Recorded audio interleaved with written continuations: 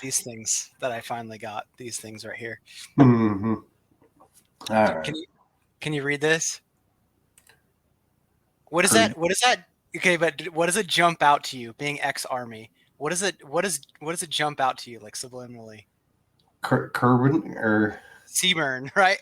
yeah, It's even like sea, similar font. Seaburn. I can't unsee it. Yeah, I don't know why it says Seaburn. Why does it say Seaburn? Can they not It's spell? It's it's it's carbon. them it's them Canadians that can't spell the carbon. Well, it's carbon that just no vowels. But Oh, when I see it, my mind immediately goes to Seaburn. yeah. Well, how are those being recepted? I noticed in the group people were like, "Are you shitting me? It's how much?" It's like, well, you either get it or you don't. That's how it is. Um, yeah, man. But if you look at any of the high quality carbon stuff, it's all around the same price. And if you want well engineered, thought out, tested, manufactured stuff with high QC, you're gonna pay for it. Yeah. So Yeah, and then I keep seeing all these other cheaper versions of people going there. I can't put this on and I can't get it to shoot type thing. Well, yeah, I need you- to have it bedded or it didn't come with pillars or something. It's just kind of yeah, ridiculous. yeah. The chassis thing, I don't know. We could go down a rabbit hole with it lately. The way some of them have been machined and some of the things that are going on, and I know it's because everybody's trying to cut corners to try and cheapen things up a little bit, but Yeah. it's starting to show, and it's going to come back. I think to bite some people in the ass. I think. We'll see. I don't know. But I don't know. Talk about the carbon. Let's talk about it. What do you got? All right, man. So I got one of the first production ones. I felt that I got my hands on one of the pre-production one. I was quite interested in it. Obviously, I've had the HNT 26s for a while. Mm-hmm. Shot them in a few matches, killed some animals with them. So I got one of the first production ones out the door to take on my Nevada mule deer hunt, and I was successful in getting a decent muley here. Not the one I wanted, but it's the one that's stopped and stared at me for 5 minutes and said, "Hey, it's my day." So it's pretty cool though. I should put 6.5 PRC barreled action in it. Shot really well. Shot some 146 Matrix bullets, an old Canadian bullet company that MDT bought. I had some of these 146.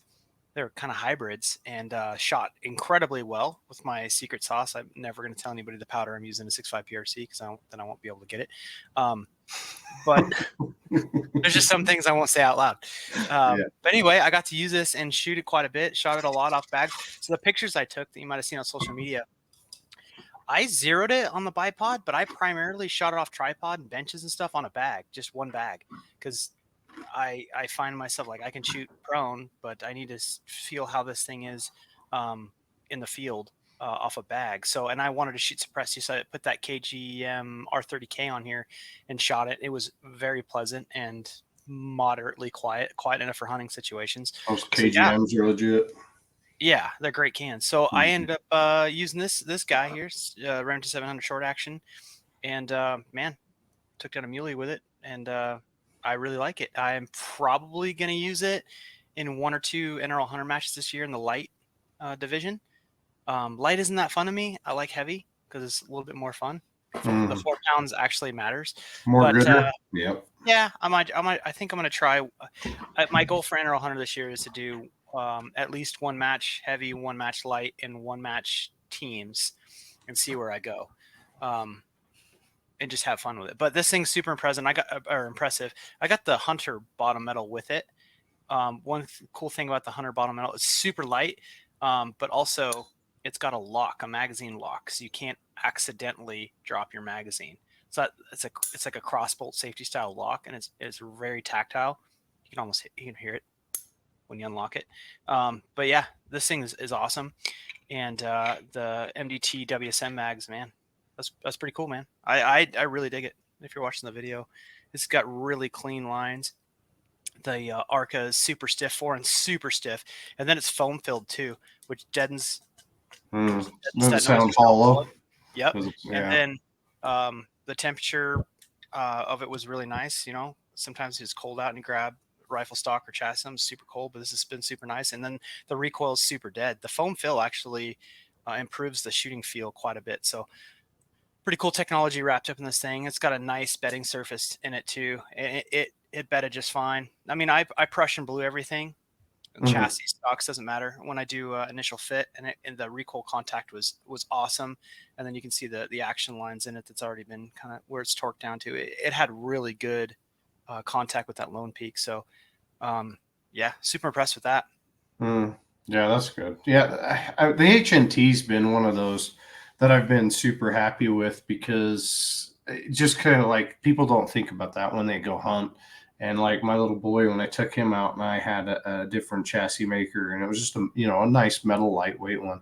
But dude, that shit goes right through your gloves. Like it is so freaking cold when you're trying to carry it, and you're like, holy shit, like this isn't nice. And the HNT's no cold, nothing, lightweight. The folder comes in super handy. We've sold tons of them at Straight Jacket. I think I've sold 10 or 15 of them in the last couple months. It's been good. It's a super nice setup, and it's going to sound weird, but it's easy to wrap your head around for use and fit. Like it's easy. I've dealt with a lot of chassis over the years and stocks that like you have to figure out, or they've got a different feel to them. The HNT is very forgiving when it comes to fitment and the feel of it. So it's pretty neat. The biggest issue that everybody has is they don't realize how light it is. Like I had them a 300 PRC, the 22-inch carbon, super lightweight, dude. Still up. It's light. And then I had a couple of these buddies out of California and built these two matching rifles, and they called me a couple months later, like, man, this thing shoots so good, but man, it's spicy. It knows how to kick. And I'm like, that's why you want weight. I'm telling you guys, you shoot a big Magnum, you're going to shoot 3 or 5 rounds and you're done. Like you don't want to practice with it, and that's So an issue. That's an issue. I had a 300 PRC HS Precision rifle from our good friend Clough over there, HS Precision. Shot awesome. I took it out of the factory HS stock and I put it in one of those HNT 26s folding. Obviously, it's a long action big Magnum cartridge. I was shooting 225s at like, I don't know, 28, 30. I mean, not super spicy, but spicy enough, obviously. Shooting that, I think that thing weighed around 8 pounds ish total with scope, and it was not fun. And then I was like, I wonder what this thing feels like with a can on it. Oh no, it was one round done. I just couldn't do it. There's no way. And some of you saying like, oh, you're just a wuss. Okay, but I need to see where I hit. That's Hmm. me. Yeah, I I need got to to see. know where I hit. Yeah, you got to have a follow up shot if you miss, right? Yeah, and I did. I Yeah. needed that follow up shot. That was not a one and done on that bull. So, yeah, man, that was one and done for me with the can on there. I went straight back to the muzzle brake. I said, you know what? I'll just for hunting. I wore the those like orange neckband style. I think they call them jazz bands, the Ear Pro, the foamies that are on the thing. So I just wore those and popped them in, and there we go. Why And I were was you flying not suppressed? because it was way too much recoil. I just couldn't do it, and I didn't have one of these. Yeah, those are pretty sweet. We're gonna have to do some more testing with that. I got some stuff I'm working on in that realm of things too at Straight Jacket, so I'll show them to you. Yeah, But so the people that aren't watching this, I just picked up one of the Thunder Beast Arms Magnus SRRs, and this thing is awesome. hmm I've heard a lot of good about it. I just haven't heard a whole lot of feedback on them yet. So, and I know they're going to be a little bit louder because they've got a brake. You're not holding as much, but The S is what I have, and I have buddies with the Ks, the shorter version. The mhm. S is surprisingly quiet, to where I think you could probably on a windy day at a match get away with light ear pro or maybe no ear pro. I always advocate for ear pro, but it is surprisingly quiet for what it is. Um, the K though is loud. It's a little spicier because Mhm. it's missing this top portion, so a couple baffles in the stack. So I got pretty it. neat though, and I got it it. works.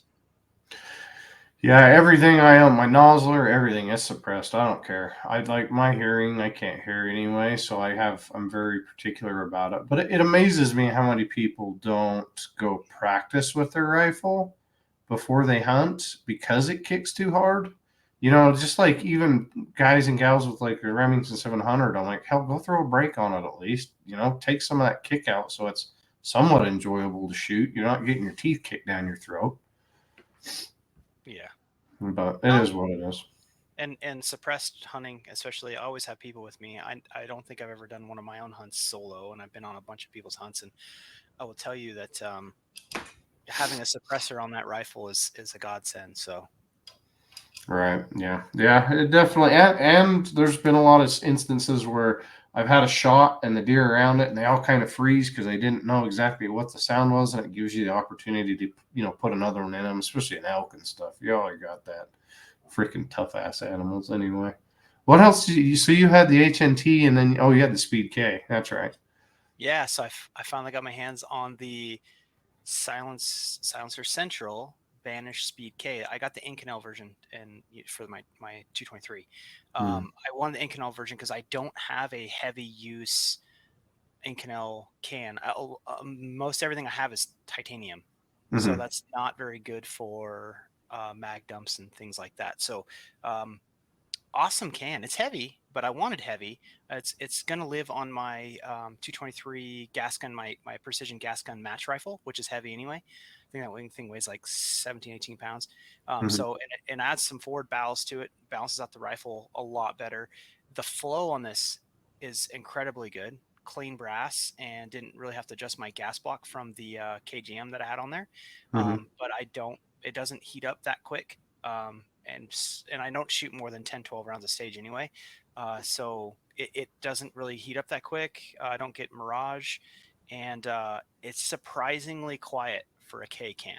I mean, it's short and fat. It's like a little over 4 inches, and I put one of the Area 419 mounts on it.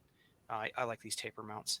Buddy Mm-hmm. showed this 419 system to me. It's actually really really clean, um, but surprisingly quiet on my 223 gasser. I run 20-inch barrels, but um, this thing way cool, and I'm actually super impressed with it. Mm. Yeah, it looks. I like how small it is. So you're probably got not as much mirage with the way it's set up either, huh? No, Yeah, so no, you're pretty good then.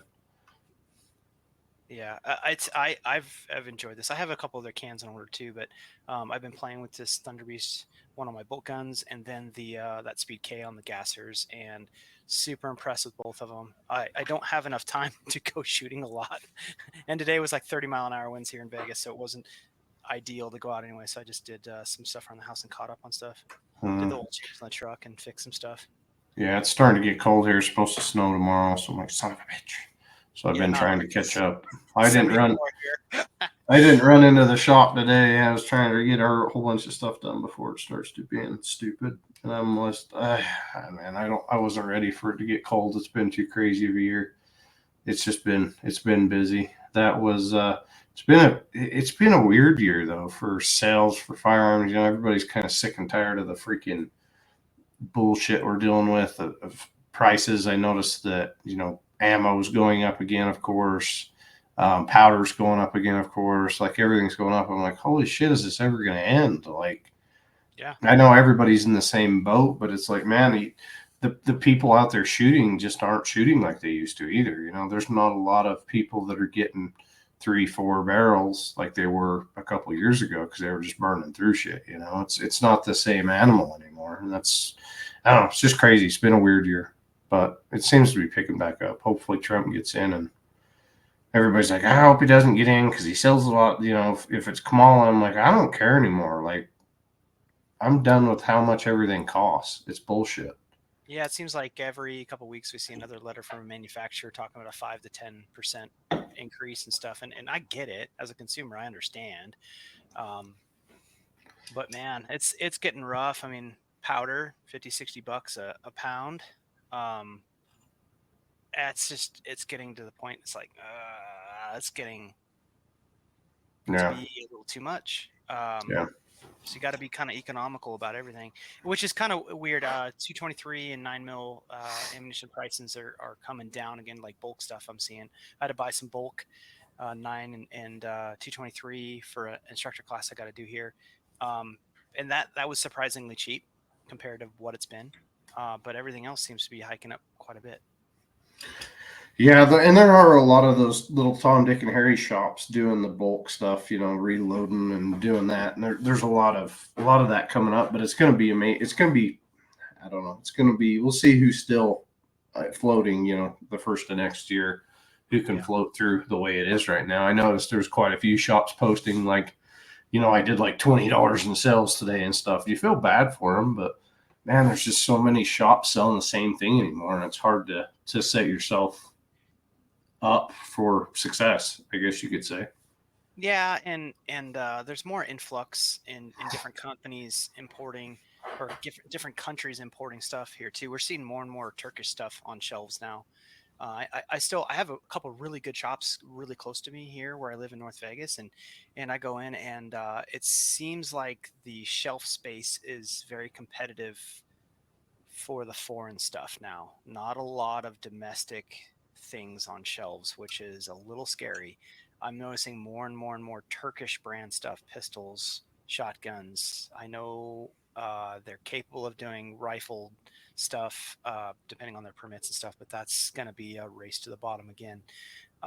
So, man, I don't really dig it. Uh, but I don't know what's going on with American gun manufacturers and stuff. It's definitely not what it used to be, for It, sure. it, it is a race, especially, and I've told a lot of guys this. We've had some meetings within the industry recently about like the AR market and how it was a race to the bottom. Everybody just tried to sell quantity, and just market crap. And I've started to see that happen a lot in the bolt gun side of things, to where they're taking ultra high end stuff and they don't care if they make $50 on it, and it's going to end up, the big guys don't care because they have big, people behind them paying their stuff. But all these little guys, it's going to kill them trying to make $50 here, $100 there, when they're used to a little bit higher margins. And, lights, keeping the lights on, keeping employees employed, everything's going up. But there's a few companies out there racing down, and it's gonna screw up the industry. Everyone's like, oh, I like cheaper prices, but you've got to think of how it affects across the board. When you're selling super high end barrels for nothing, making a couple dollars, it's going to affect a lot of people with So jobs. I think that in the next 5 or so years, there's going to be a shift. And now, don't get me wrong. Like, I have great friends and contacts at some of the bigger distributor stuff, right? But for the average consumer, they don't really understand the middlemen with some of these products, distributors, buy groups, any of the other stuff like that. Like, there's always margins cut into everything, and the best way for a manufacturer to make profit is going direct to consumer. And I think we're going to start seeing more direct to consumer, or straight direct to dealer, and cutting out the middlemen. Storefronts are still 100% necessary in my eyes. Gunsmiths still 100% necessary. Like, you're still going to have product on shelves. It's just, how do you get it there? I think MDT, obviously, I'm biased, has done an amazing job of direct to consumer, to the point where they're always kind of on a back order status, which is not 100% ideal. I realize, because people want their stuff, but um, they don't have a problem moving product. There's some other manufacturers too. Gun companies are going to have to start looking at different ways to get straight to the consumer. I know that that's not very, like, palatable for some models, business models, but I think it's going to shift, man. I think you're going to see the distributors kind of be phased out, buy groups be phased out. And if you're not familiar how the distribution and the buy group stuff works, ask somebody in sales. I'm not going to reveal all the backroom secrets, but it's not as straightforward as people think it is. No, and a lot of them have a ton of pull still, though, because they do buy They so do. many. They buy tons and tons of firearms. But the thing is, like, I was looking for some Savages the other day for this event that I'm putting on, and man, I look on Gunbroker and stuff, and they're like $40 above dealer. Some of these big distributor dealers, and it's on Gunbroker for everybody to buy. And Yeah. I'm like, man, you guys are just cutting each other's throats when you're trying to get Right. rid of inventory. Like, And it devalues the product. oh yeah, 100%. Yeah, when you're only $40 over dealer, like, they're either buying more and getting a different price, but they're also screwing all the little guys trying to make their buck too. And granted, a lot of people do walk into a store and still buy it. They like to buy it that way, but it's more and more the Amazon effect, where they just want to buy it online and have it shipped to their FFL or however, excuse me, whatever they're buying. But um, I think one company that I admire for the decades they've been in business, and they've been able to normalize, stabilize their prices and their product from day one is Glock. Extremely good map pricing model to where where you're going, you're going to get the same price in that Glock. You might find coupons here and there, individual sales, small stuff here and there, but that you're going to go to any store and that Glock is going to be the same price they'll have in stock right there on the shelf as the guy down the street. So Right. I think that's okay. I mean, the other company that I like who does that is Dylan. Hmm. Dylan Reloading. I mean, their prices are on Dylan stuff are that way everywhere you go. Yeah, I've been seeing. There's been a few. I've had discussions with like Ian Kelbley and Tate and some of these guys that own action manufacturers, and I see a lot of these bigger names trying to sell the actions at super low prices. But what they're doing is they're mixing them with barrels so that they can go below map just to try and move stuff. And Yeah. I'm like, they don't. That's the thing, though, is they don't need to. Like, the Mm-hmm. need for that stuff is still there, but I don't know why they're racing so fast by each other to try and get cheaper. Like, you can still sell them. We have them on Straight Jacket, a lot of them on Straight Jacket, and we sell them for map. And but people know what they're getting with the barrels and everything. A lot of these bigger names, they're getting barrels from who knows where. Honestly, some of them, and some of them are great. Don't get me wrong, but some of them are a little rough. They're just trying to get to that bottom line. But I don't know. Like I said, it's changing. And I know there's been a lot of map things enforced in the action side of things. And I bet it'll kind of come full circle. But, you've got a lot of big companies now buying like action companies and stock companies, and they're trying to buy a little bit of everything so they can control it. Like what happened with Defiance and Macmillan. And then Yeah. same thing with Horizon and Stiller. And, they're all trying to control their own little piece of the pie, which is good. I mean, it's good business sense, but um, sometimes it screws them over as far as dealers and everything else when you're competing with your dealers as a builder or something. Then you run into Yeah. issues, I think. But that MDT did make a good step. They've got the new place up in Idaho, and there's a lot of times I order stuff and I have it the very next day. It's crazy, Yeah. and that's the good thing about it. And I noticed that Trigger Tech kind of did the same thing. When I get my Trigger Tech orders, they're coming from somewhere in like Missouri or something. Oh, so I got to plug Trigger Tech right now. I ordered 2 diamonds to replace some older worn out triggers that I had in my 2 match rifles. Um, so I ordered them. I didn't realize what I ordered, and I opened the package and I got 2 bottom safety triggers. And if you don't ever seen one of those, I had never actually seen one in person. Slow. So the safety lever is down towards the trigger shoe. It was 100% my fault. 100%. I clicked and ordered the wrong thing to bottom safety. All right, so I emailed them and I said, hey, can I get these switched out because I can't take them apart and neutralize that safety. So like these really do me no good. They're brand new. Their warranty return and everything super fast, super like I just had to pay the return shipping. I'm fine with that. It was like $10, but yeah, it was somewhere in I think Missouri or Kansas, something like that. Mm-hmm. And awesome. But hey, shout out to Trigger Tech for taking care of me.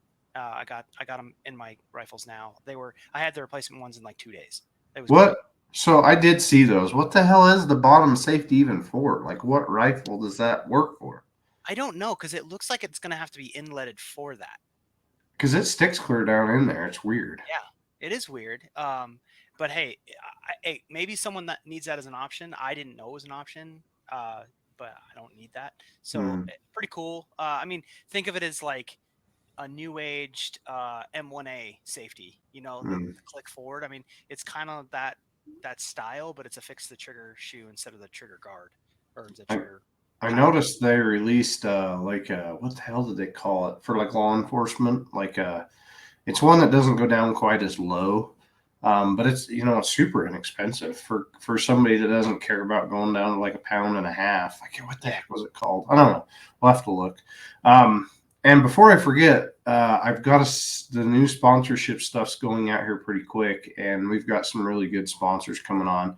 There's been a few sponsors in the past that we've worked with that have been harder to work with. And luckily, we've figured out kind of who that is, and we're super happy. I know for sure Utah Airguns is coming back. I had a good conversation with him the other day, and man, we got to do a lot more stuff with Airguns because they're so badass. I did a video the other day with the new MDT chassis in that Airgun. that he's selling up there with that new FX, and holy cow, I need one of those. I need another freaking gun like I need a hole in the head, but I need another air gun. I love air guns, man. They're so freaking fun.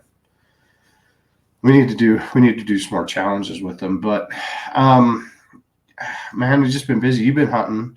I've been shitty. Like I don't. I've got to release all the other episodes that were recorded. I haven't released any of them. I just realized that. Like because of the way they're uploaded and everything, I need to hire somebody to start doing our editing and start doing that. So if anybody's listening and they want to do that, holler at me. Well, hold on here. You're asking them in a future episode about the ones that haven't been released Well, yet. I'll do those, but I'm saying like when they hear this one, I'll have the other ones out. Maybe, It's like maybe.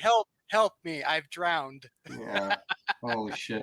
Yeah, it was fun, dude. I had a couple weeks ago I had the ATF show up. That was exhilarating. It's been Always a so while much fun. since I've had one of those. That was not fun. I finally finished all my paperwork. Yeah, just a couple days ago. It's yeah, I walked funny for a few days Yeah. after that one. That one was rough, but luckily I got some good agents and they were super great to work with. And So I will give them credit for that. I mean, the organization as a whole is trash, but mhm, the individual agents that I've ever dealt with, and I've shot with a few of them mhm, competitively, wonderful mhm, people, mhm. wonderful people. But the agency itself can just you know Yeah, set sail. soft.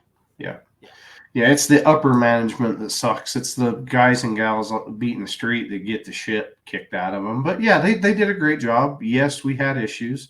They could have nailed our ass to the wall a Yep. lot harder, and they didn't. And they chose to educate us Yep. and work with us. And hey, I'm appreciative. And at the end of the day, like as an FFL, I'm about us being able to buy what we need, but also it shouldn't end up in some people's hands. We found that out the hard way.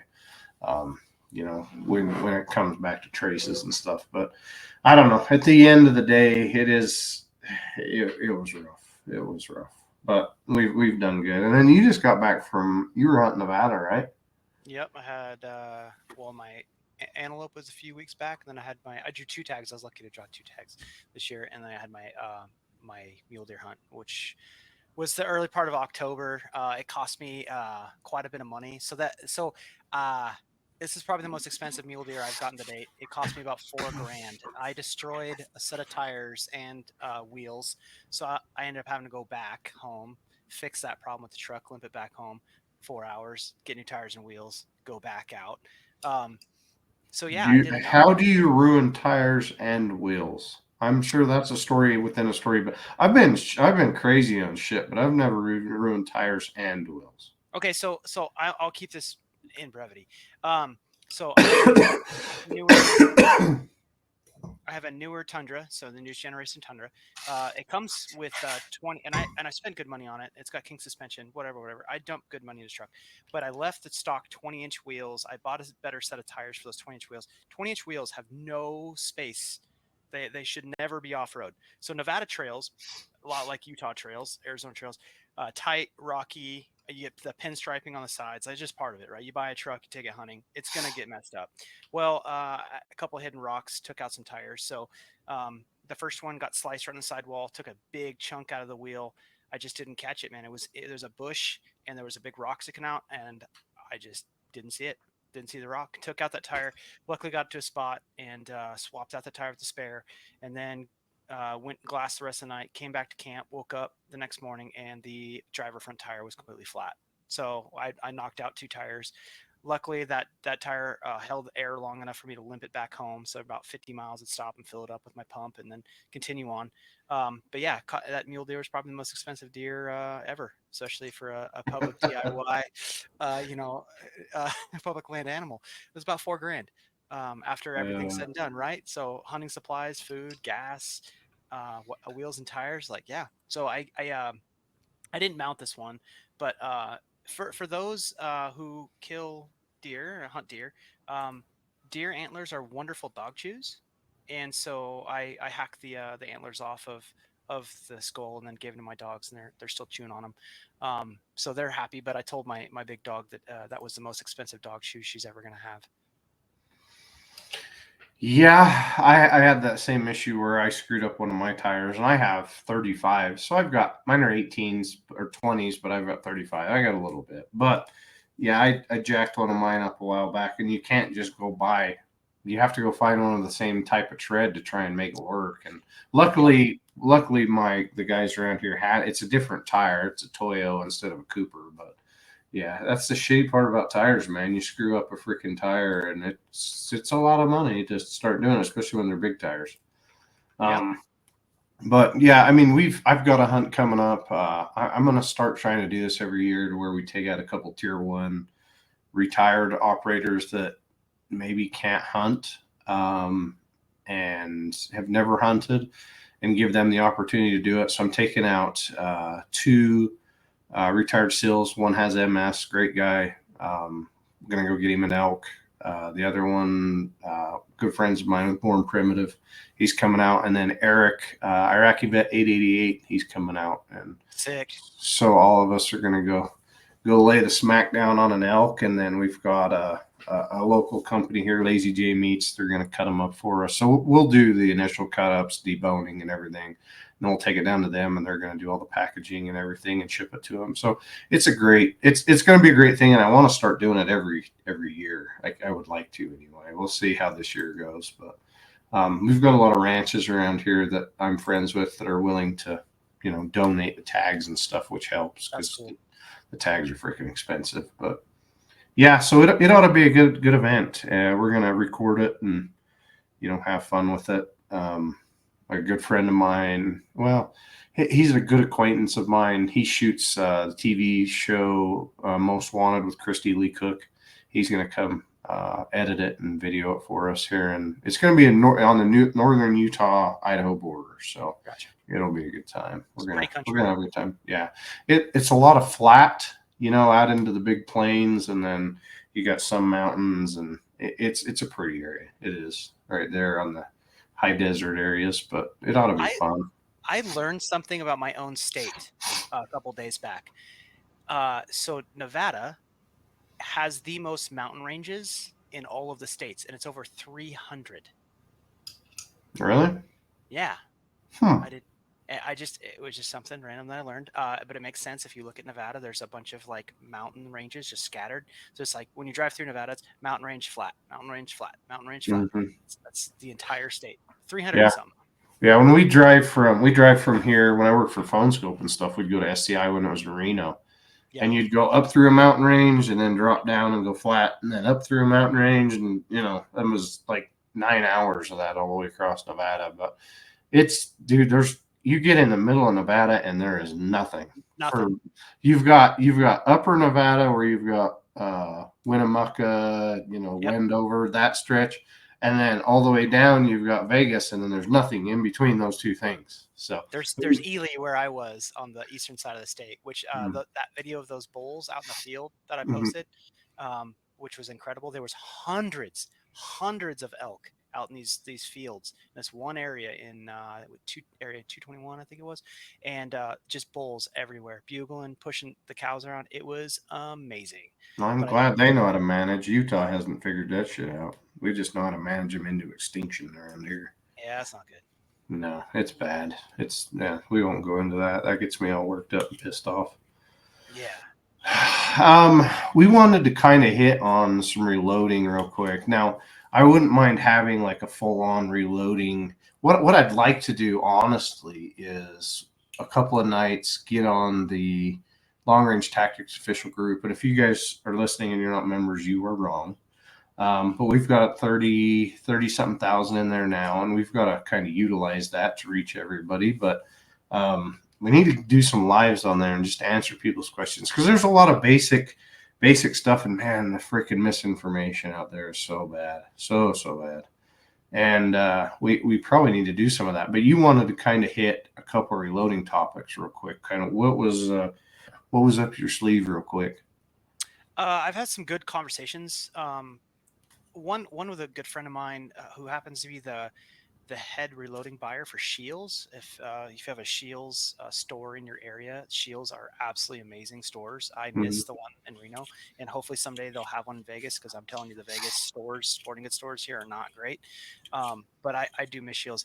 But I talked to him a bunch about reloading. He wanted my opinion on some stuff. And there was an article that I just saw that was posted from Cal Zant, so Precision Rifle blog. He does the What the Pro Use stuff, which is great information. Caveat to that, yes, the top pros that are being surveyed are oftentimes sponsored, compensated for using said product, but I highly doubt you'll find any of them use stuff that's not good, because they wouldn't be there if they're using crap. So two edges of that sword. Um, so it, there's some commonality in the article on, the results they were getting and the products they were using. um, and I was thinking back to when I started reloading. I thought I had to. I didn't have to, but I thought I had to. And I started with pistol. I was like, well, in order to get the ammunition I need for my pistol matches, I need to load it.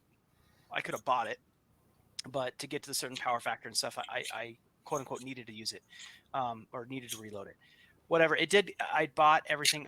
Luckily, it was one of those things I had a bonus from work, and I spent a chunk of change on bulk supplies, so it ended up saving me money. Once I had the press and everything, I started on a Hornady, like, lock and load progressive, and I think I wore that thing out.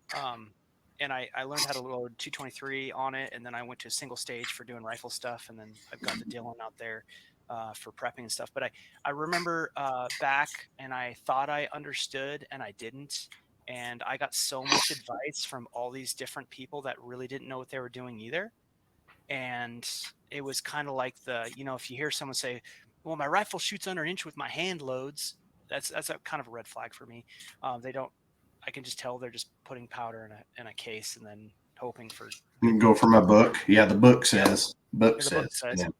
What I love about reloading manuals is they'll give you a bunch of answers, but you don't know what's a good answer. Um, and a lot of people say, well, they're written by lawyers.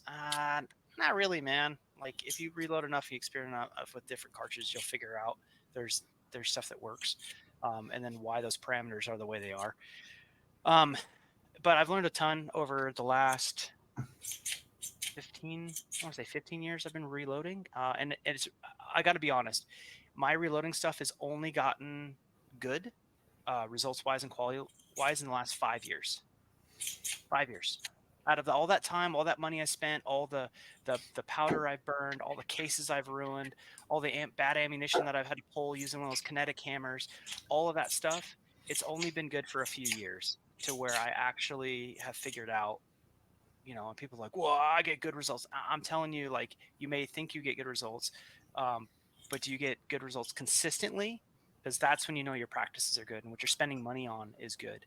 And I will tell you that it's another one of those things where it's going to hurt, but you need to spend money where it counts. And the biggest thing that I've learned about my purchases in the last 2 years, with reloading, is I buy expensive things to get time back. And that's on case prep, and then also like the powder stuff. So like the powder scales, like behind me, I have the FX 120Is with the auto throwers and stuff to make it faster. I've got an amp annealer. I've got one of those Henderson precision trimmers with the motor on it. The Forster coax is good, and I've got some different things to speed that up a bit. And the bin system I use, and the way that I roll through brass prep and do some of it on the Dillon and stuff is all to save time. I'm getting good results because I know what to look for and know how to set everything up, but it's getting my time back. And that's where and it's kind of like what do they call it? Like the 10 horsepower rule in racing. That next 10 horsepower is going to cost you exponentially more. So it's kind of like that with reloading stuff, is that little bit more time and effort saved is going to cost you exponentially more. And that's kind of where I'm at right now. Yeah, and here's the thing is I also to that point, I see a lot of people that go out and they shoot one group and it shoots really good and that's good. And Litz and a lot of people talk about, you've got to have some sort of a standard, like, 10 5-shot groups, and then, what is your standard out of it? But to me, here's the thing: when I worked at Barnes, when we were developing loads for stuff, we just used RCBS throwers, RCBS single stage press, and at the end of the day, they'll load super accurate ammo. They will. I think what people think is if they go all the way to the most expensive thing in the beginning, they're going to shoot better, and that's not the case either. Well, Um, to that, I would say you're spending money as an investment for future, for right, sure. right. Yeah. But it's if you don't have the money to do it, it's not going to make you any better. I had a guy walk in straight jacket the other day. He goes, yeah, I've been spending hours in the reloading room, and we're dialing my brass in. I'm getting this. And I'm like, well, how much of that? How much have you shot? He's like, well, I haven't. I'm like, so you're putting all this time into your loads, but what are you doing? Like, what is the end goal? He's like, well, I want to be super accurate. I'm like, well, one of the biggest issues that we have as shooters is wind. It isn't your reloading process. It's understanding the bullet, understanding your rifle, and spending the time. And I think to the opposite side of that, too many people spend too much time in the reloading room and not enough time behind their rifle, understanding, what is a 5 mile an hour wind? What is a 10 mile an hour wind? Like you get down, we hear it all the time. I'm down. I can't get down to like my 2 SD, 3 SD. Like I get it, and Well, you're trying to chase that, but what is that going to do for you at the end of the day? And most of them sit there and I go, well, I don't know. I'm like, it's not. You're gonna have more variation in wind calling than you ever will in your ammo there. And granted, you want it, good single SD's great, but quit trying to chase that and spend the time shooting, and you'll get better. I mean, so that part of it, I steer people into just if you're gonna reload, one, the initial cost to get into it is insane. You're better off just buying factory ammunition.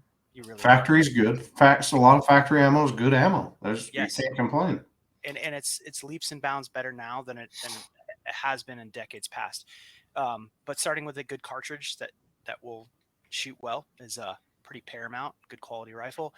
We beat that dead horse many times, but um, I would never look at reloading as a way to save money ever, ever. It's going to take a long time to pay off that investment and any savings that you think you have while doing it. So you have to. There's two reasons you're going to want to do it. One, it's the results and the ability to control as much of the variables as you can, buying bulk stuff so the elements don't change, your brass, your powder, your bullets, your primers, buying enough to last you that barrel, which I've advocated for in previous episodes. So that's one, and two is because you enjoy it.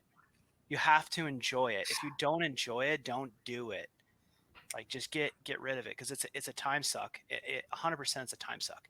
And you've loaded enough to know like, damn, some rifles just take some extra time.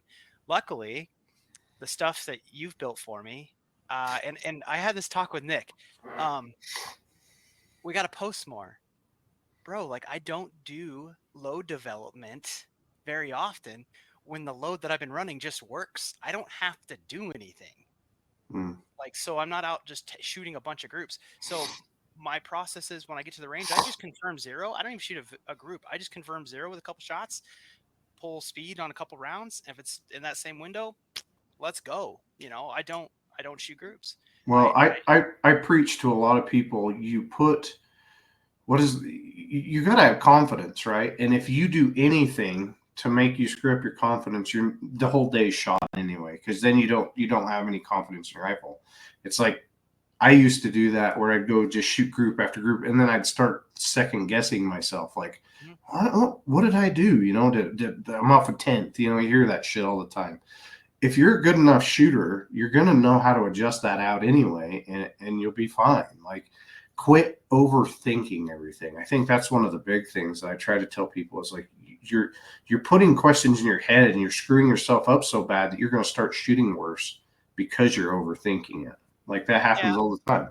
Or you'll see some deviation in group sizes and shapes and stuff, which is perfectly natural because you're never going to have the same group size and shape every time you shoot.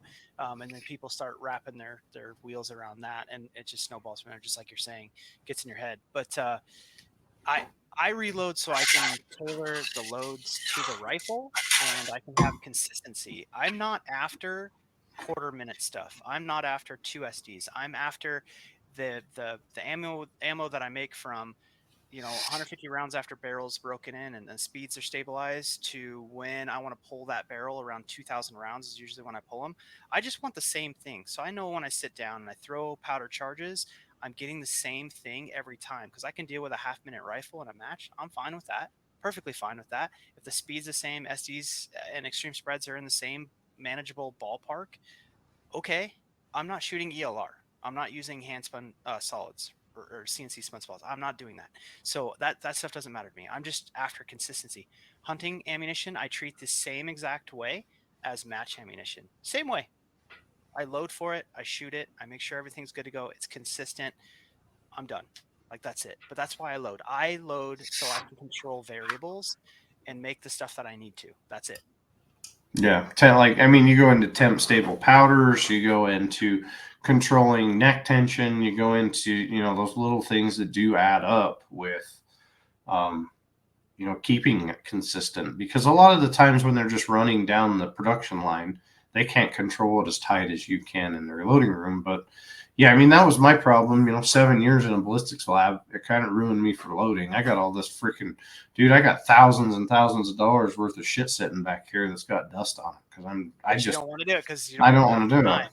No, I dude, I can go buy that Hornady, like in my Creed, my 6.5 Creed. I can go buy the Hornady match stuff, and it shoots great. I mean, Yeah. it competes. It shoots good. We were shooting it a couple weeks ago, and 1130 off a tripod was just a chip shot. It's good.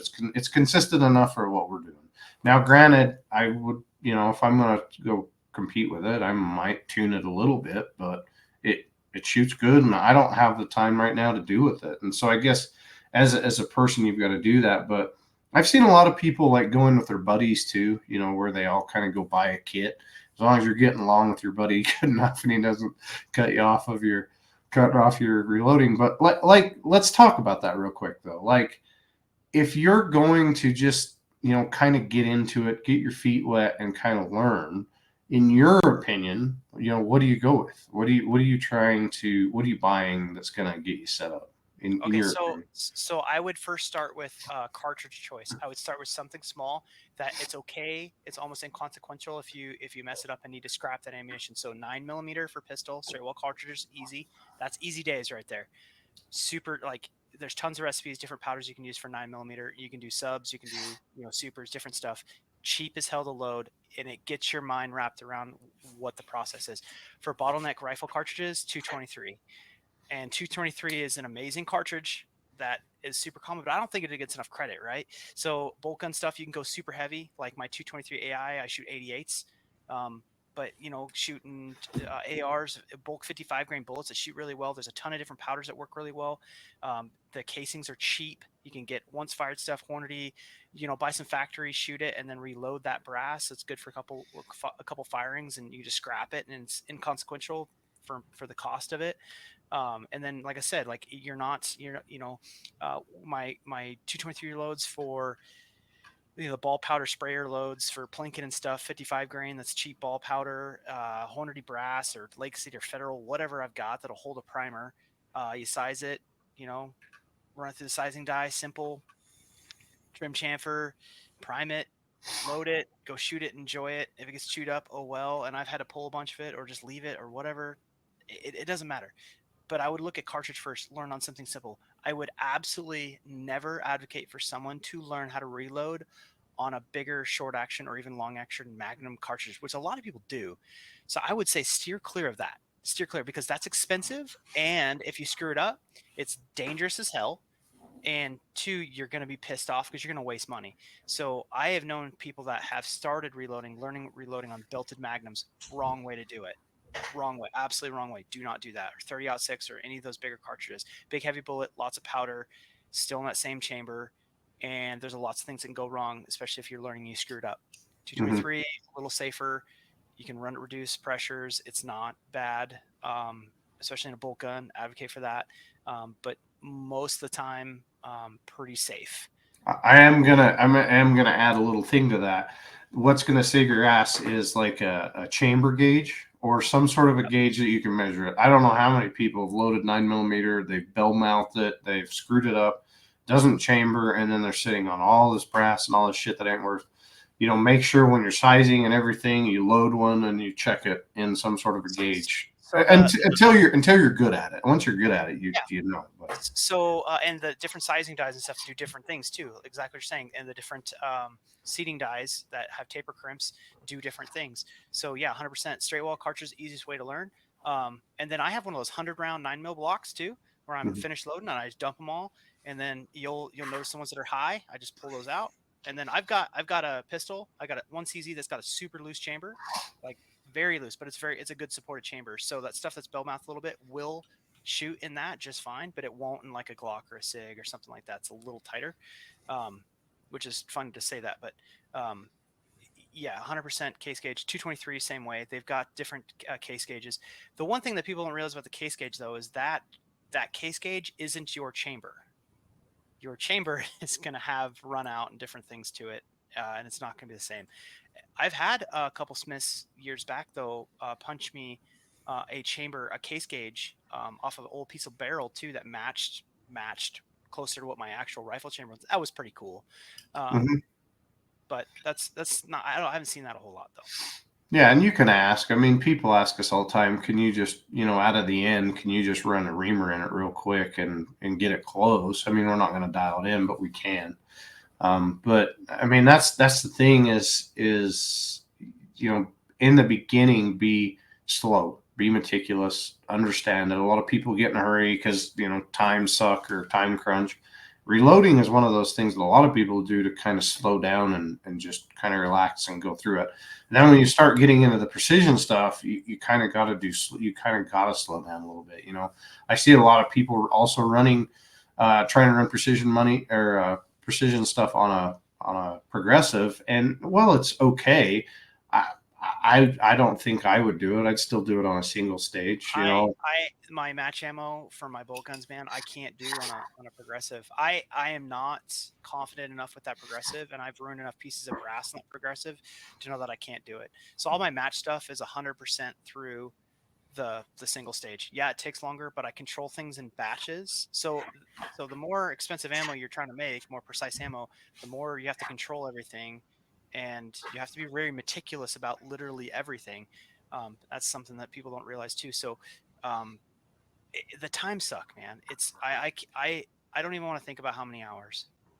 Yeah, it's a ton. And I started getting my boy involved. It is something that you can get your kids, teach them how to size. That it kind of does entertain them a little bit, and how to run a decapping die, and however you want to do it. But my little boy, he'd sit down here for hours and watch TV and do that. He used to love doing it. Now he just want to fish, but smart kid. Yeah, I'm like, well, whatever. That's expensive too, because you got to go all over. But whatever. But he, that's what he wants to do. But I mean, you can get kids involved in this. You can teach them, and that's how a lot of this is passed down to the next generation. Is that passion for shooting, not just going out there and sending rounds down range, but also the reloading and trying to dial it in and everything else. That's one of the big things. So at Barnes, we just use an RCBS single stage die, RCBS dies, used a Charge Master.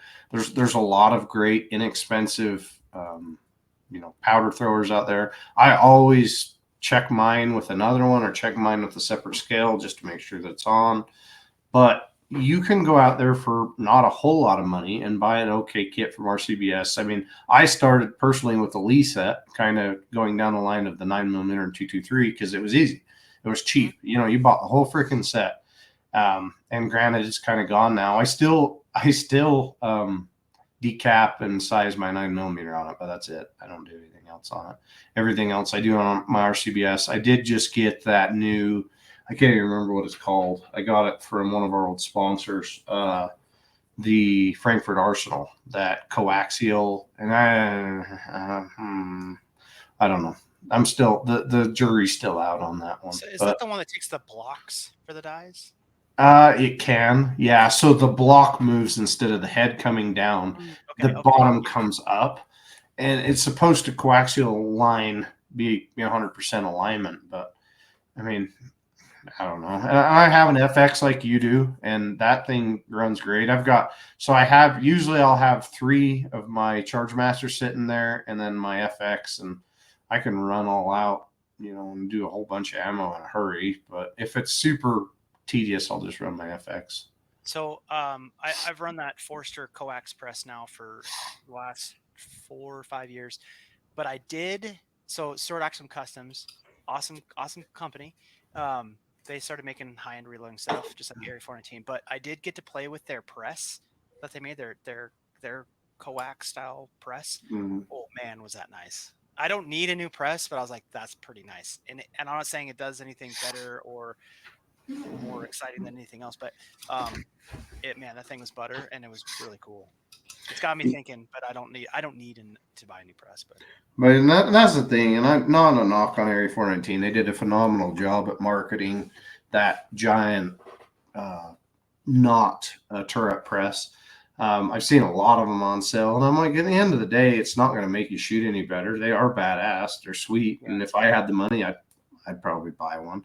But it's not going to make my ammo probably shoot any better or any different than one of these, as long as I'm doing everything right. I'm deburring, I'm chamfering, my brass links right. I'm going down the list of everything. And I noticed that Hornady just released a trimmer like the Henderson one. I saw that blow up. I am avoiding comment. I'm Yeah, avoiding comment on that.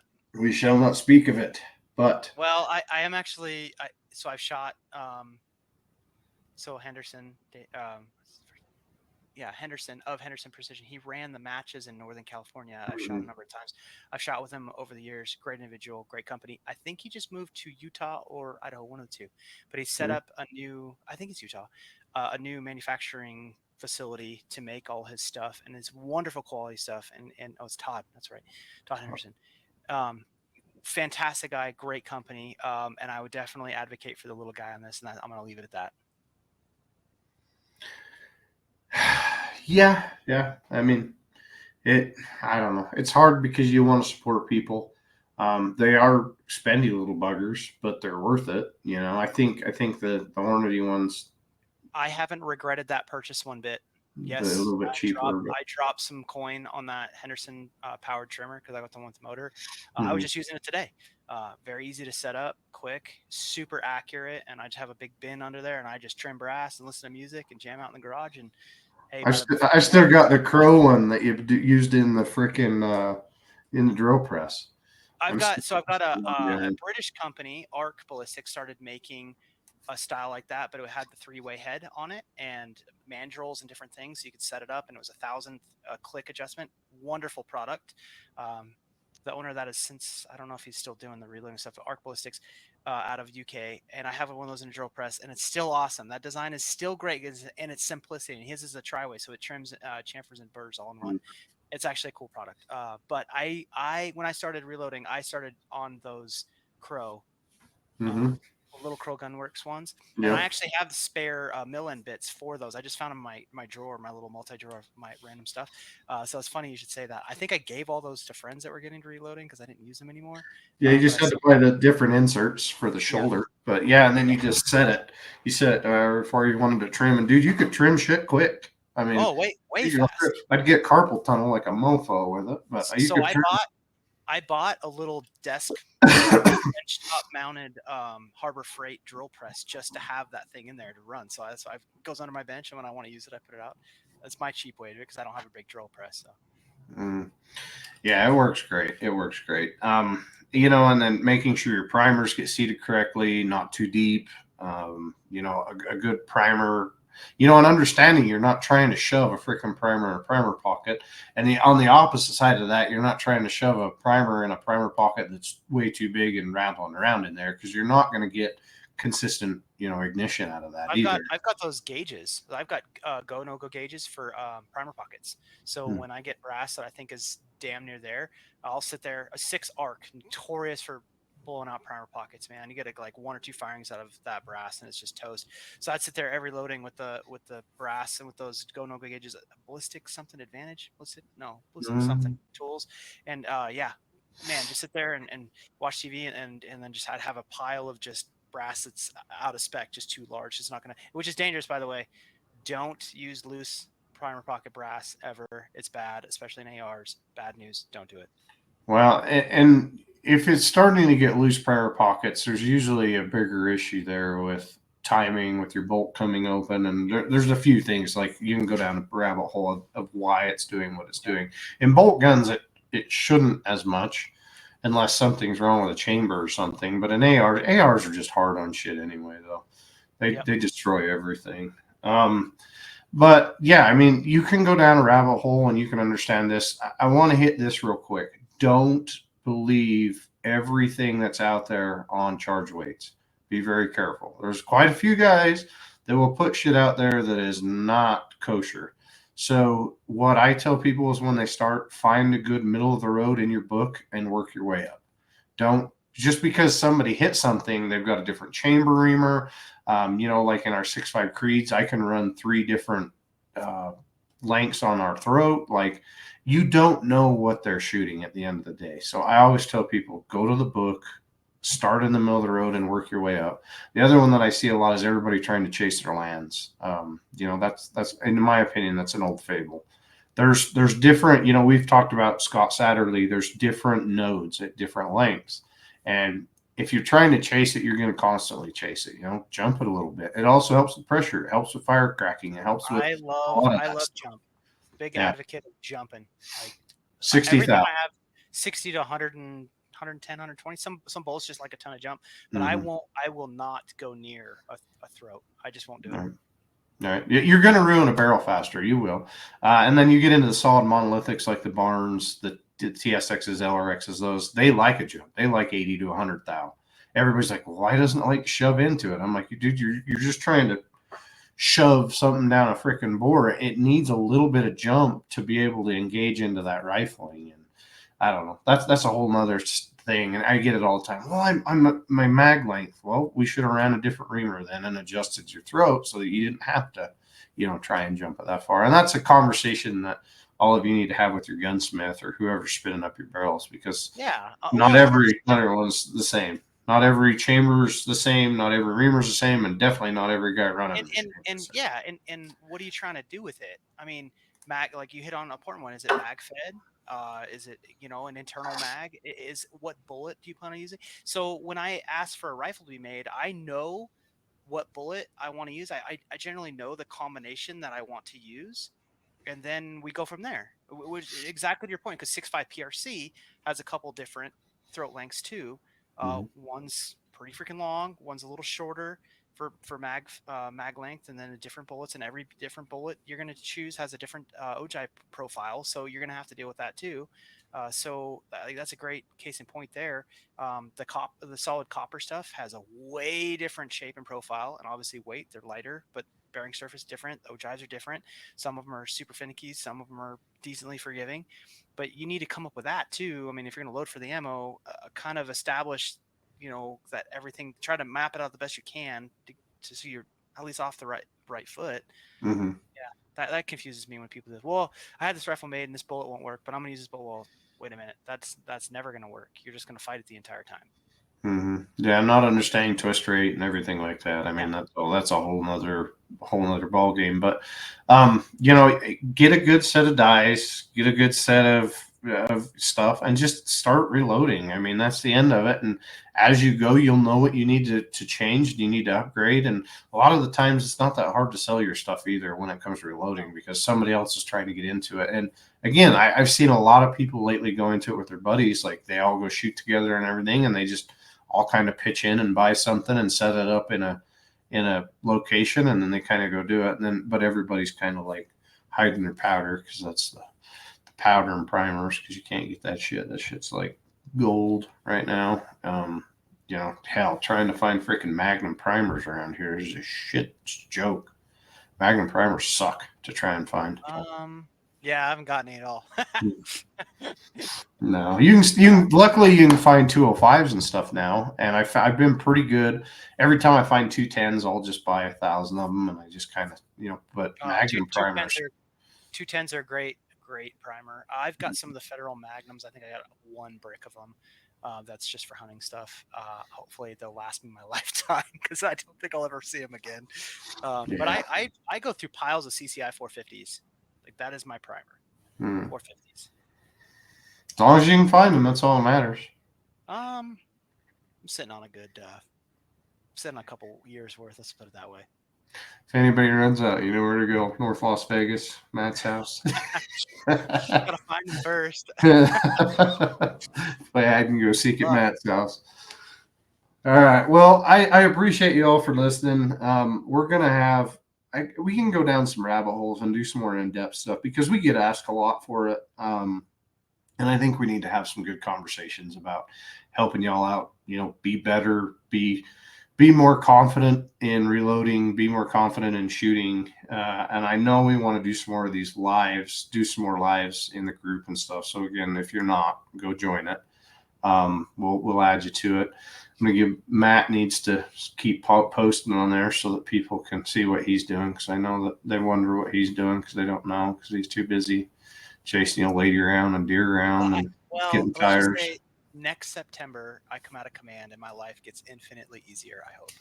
Yeah. But, yeah. I know how it goes. I keep saying, oh, we're going to do a podcast. And then 10,000 phone calls later and a freaking tenant that's got problems. And it's a son of a bitch. But we've got to do it better.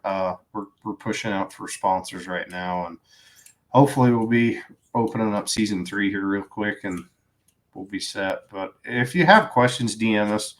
We try to answer. There is a team of guys that answer questions, and you know, we try to do our best at making sure that everything's.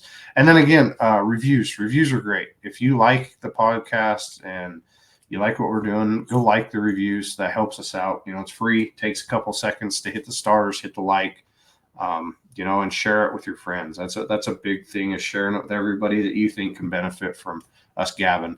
There are going to be a bunch of people coming on. You know, there's some CEOs coming on. We're going to talk about their businesses. And I'm excited to talk to a few of them because I haven't sat down with them forever, and we'll kind of grill them and see where their companies are going. So stay tuned. Go hit the subscribe, because every time we release one, you'll get notified of it. And hopefully it won't be every 6 months when you get a notification, because that's how it's been lately. But and if you need a job, months ago, shut your mouth. I don't need your shit. I don't need your attitude right now. But yeah, let us know, and I appreciate y'all for listening. Thanks, Matt. Appreciate you joining us, and hopefully get smelling some gunpowder here real soon. Thanks, everybody.